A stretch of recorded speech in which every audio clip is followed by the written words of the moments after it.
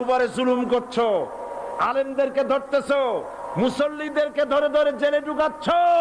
সময় আসবে এমন ইন্দুরের গর্ত অপমান পালাবার জন্য।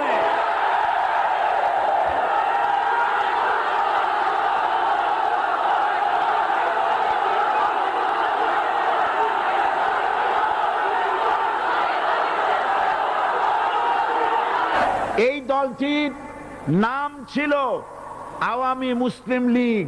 এই দলটির নাম ছিল কি? আওয়ামী মুসলিম লীগ। তখন তারা নারায়ে তাকবীর, আল্লাহু আকবার ধ্বনি দিত, স্লোগান দিত, কিন্তু ধর্মনিরপেক্ষ মতবাদ দলীয় আদর্শ হিসাবে গ্রহণ করার কারণে নারায়ে তাকবীর, আল্লাহু আকবার এই স্লোগান তারা বর্জন করেছে। 1972 সনে যখন তারা ক্ষমতায় এলেন, তখন সংবিধানের শিরোনামে